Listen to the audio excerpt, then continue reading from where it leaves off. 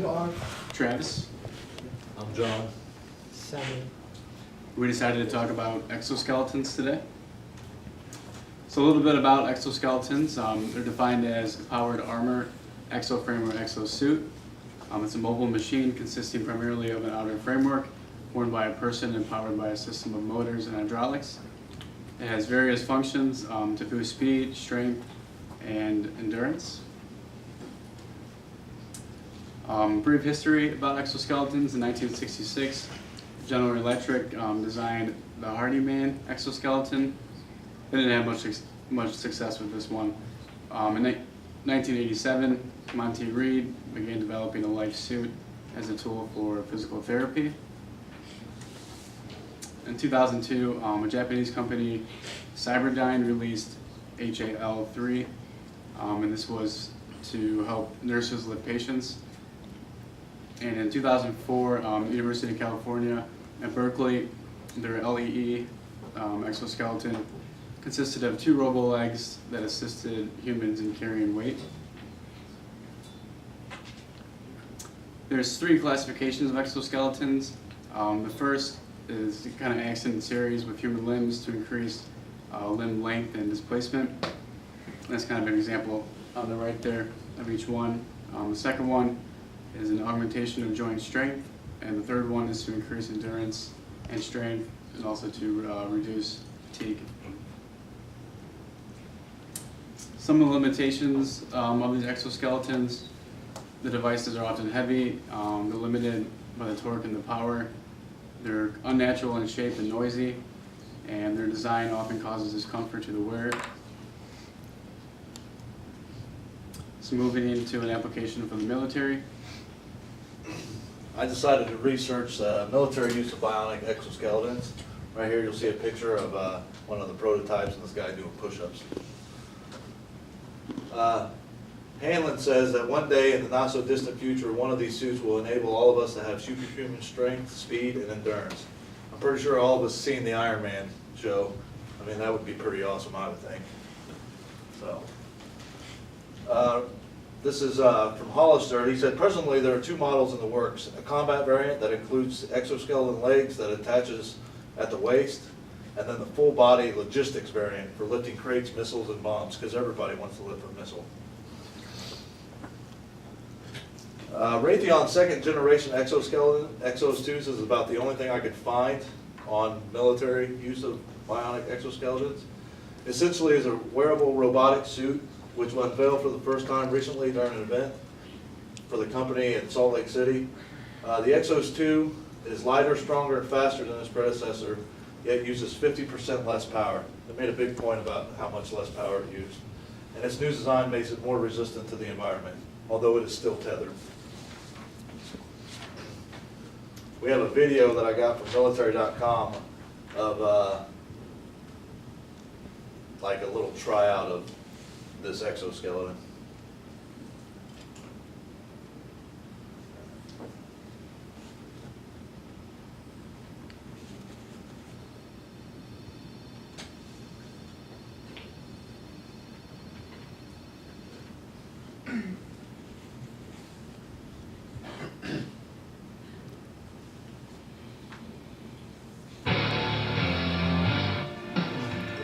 This is the Exos 2, the kind of closest thing we have at this moment to the Iron Man suit.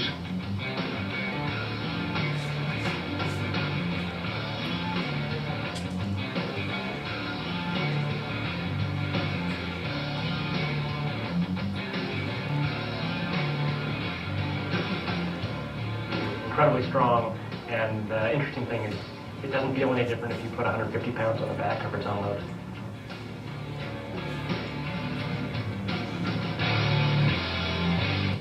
The Exos 2 is more fluid and stronger. I don't feel the strength, but I know I can pick up more.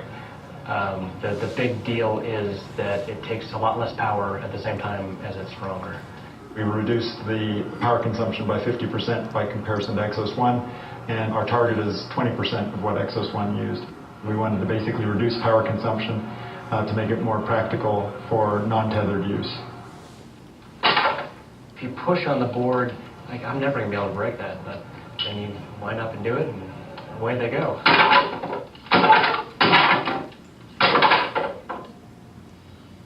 What are some of the ways that a suit like this would be used in a theater of operations? Well, there are two main focuses. One is like the combat variant, which would actually be just from the legs down, and it would support a backpack to lighten the soldier's load. The other variant is logistics, clearly lifting weights in the battlefield, like water bottles and food rations and munitions and that sort of thing, is not a stretch from lifting a 200-pound barbell, which is tough to do. And a lot if you're me, but a lot less if you're me in this suit. Well, exactly. So you're lifting armaments and various things that weigh a lot with this. Exactly. How do you feel that? We'd expect them to appear in theater probably in about 5 years for the tethered version, and perhaps 3 to 5 years in addition to that for a non-tethered version. That it's becoming real this quickly is just kind of remarkable. I can't wait to see Exos 3.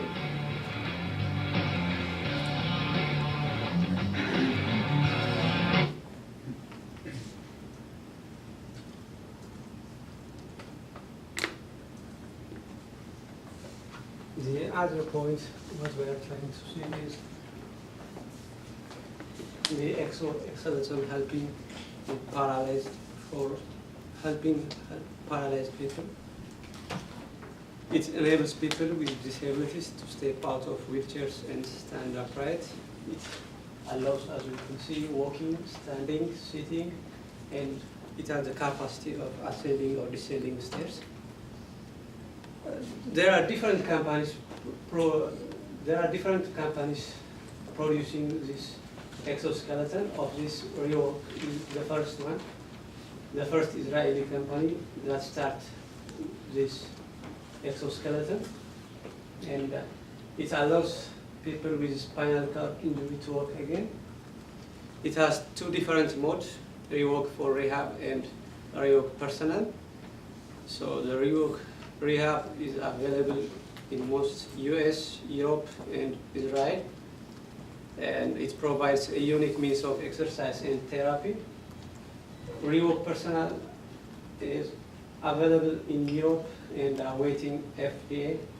In US, it's designed for everyday use. As you can see in the picture, she is using exoskeleton, completed the 2012 London Marathon.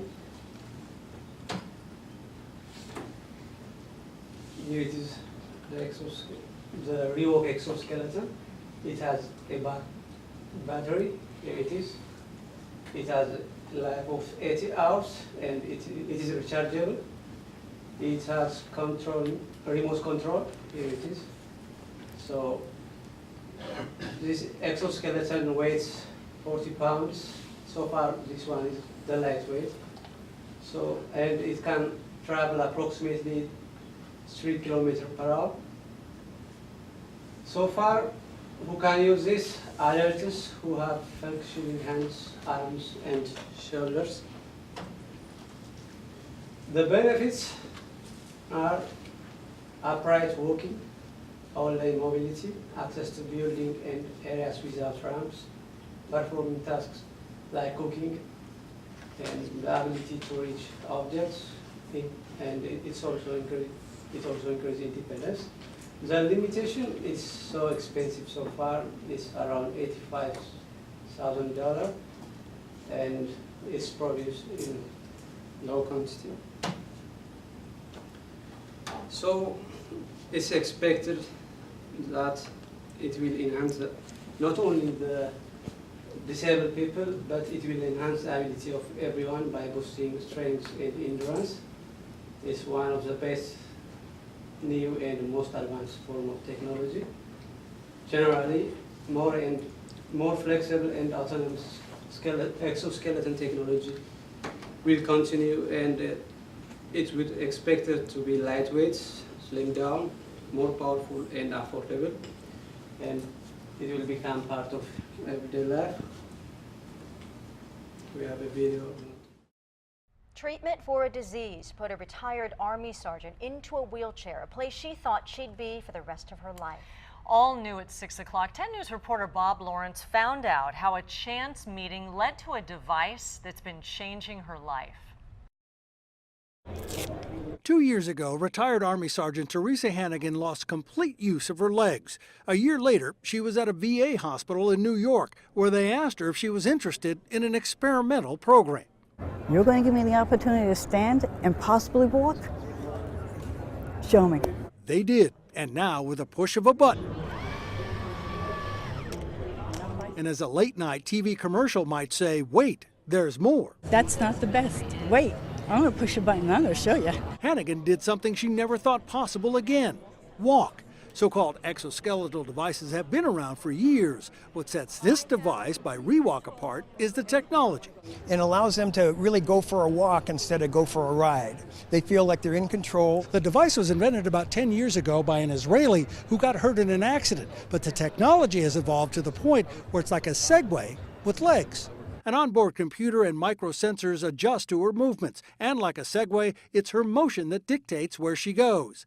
Her godson, Joe Galindez, who helps her in and out of her chair and has seen her do this a number of times, still gets emotional every time he sees her do it. She was at a point where she didn't want to live no more, and to see that she wants to go on with life again is a gift. For now, Hannigan can only use the device as part of her therapy at the VA, but hopes approval for a home device isn't far away. That's all I'm asking. It's just give me the opportunity to be normal.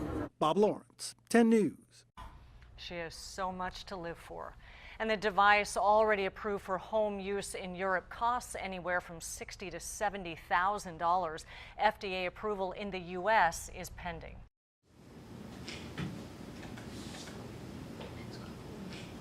This all. Very good. Any questions? Any questions? Please. Yes. I have a question. Okay. Now, what's the difference between this and a robot? Is it, when I dress it, I still have something to add to it, and it adds to me that both of us would become half robot, half human, or what? In ability, I mean, in the ability of walking, for example. Is that true?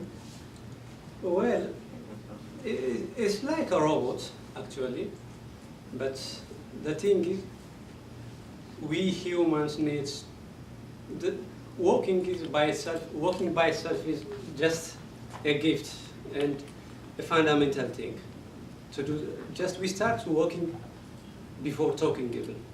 So to have this, just as they explained, it has a feeling.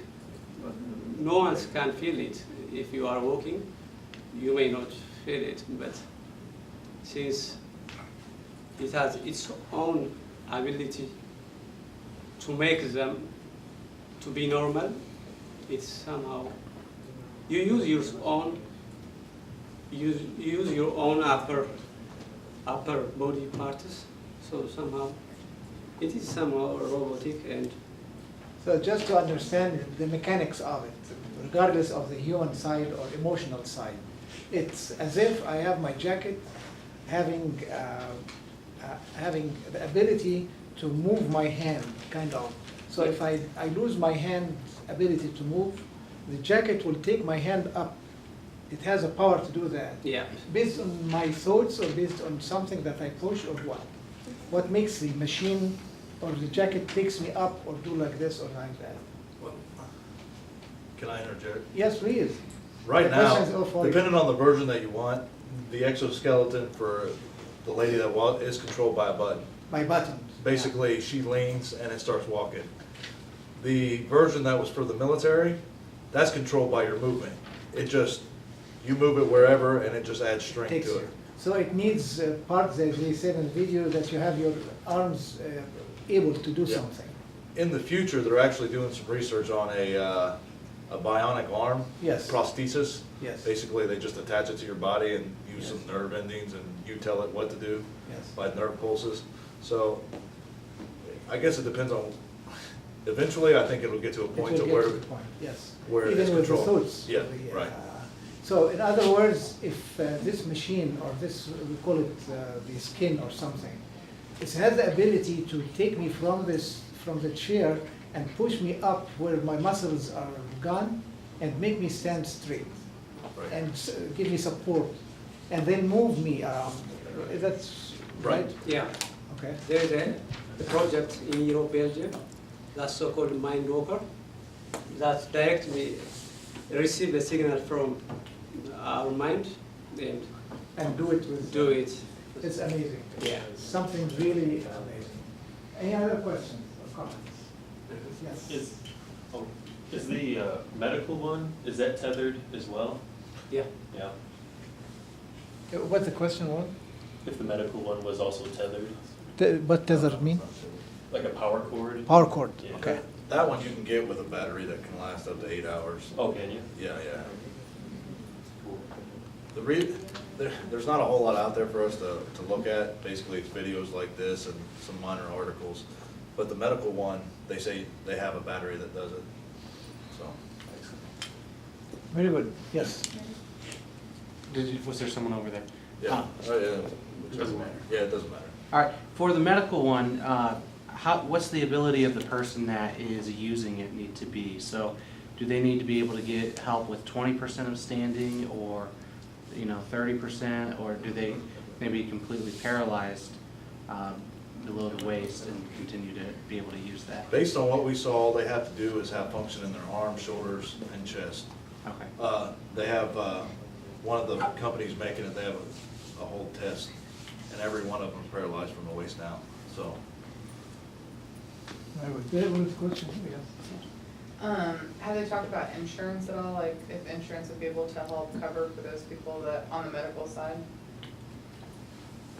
No, they didn't get to that at all, actually. It's still under development, and there's no commercial availability yet, so there's no talks about that yet that I know of. Do you expect insurance companies to resist this for some time? Yes. Because of expense? Well, because, I can see some resistance because it's not necessarily helping the person live because they're able to do a certain type of quality of life, but because it becomes a quality of life, it becomes an issue of the have and the have-nots. And so I don't know how that would work, especially with Obamacare, at least in the United States, so. It also depends on the cost of whatever they're doing. I mean, if it's too expensive, insurance companies aren't going to cover it, at least right now. Like $85,000. Yeah, I mean, some insurances won't even cover minor surgeries if you can go without having it, so it's something that if you can live without it, like you were saying, they're not going to fork over the money for it. But if they say the patient has some psychological feelings and feeling depressed, and would it work or what? You'd have to convince the insurance company. Yes. Okay. My assumption is it's just like any other technology. Eventually the price will be down and they won't have any problems doing it. Okay, something very cheerful. I look to this shine with all this future hope for people who can see, can move, can do, and technology will make miracles through hard work. Very good. Thank you very much.